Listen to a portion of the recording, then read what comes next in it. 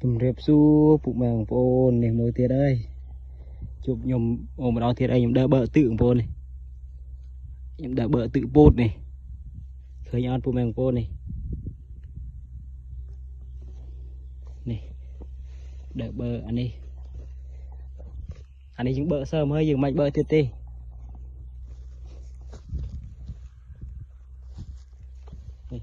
bên đâu anh đi tân sớm của cô này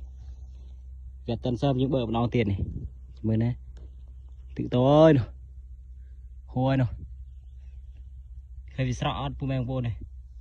sợ tọ này bợ nó tiền vô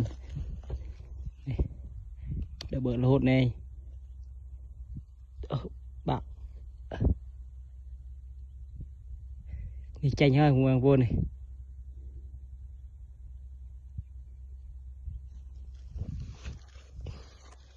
rõ nào phụ mèo vô nơi để bột cái đã tự cái bợ tự ấy và tập bột mạ đi đừng tập cướp tự ơi đừng phải cướp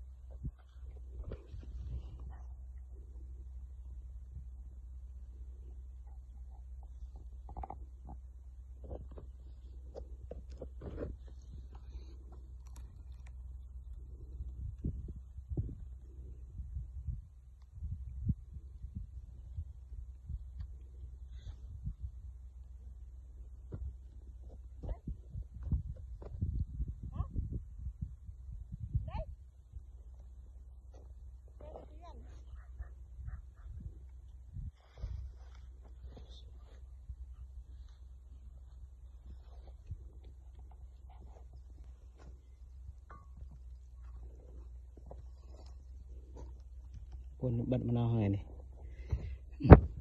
tự nâu này tự phun sạ tạo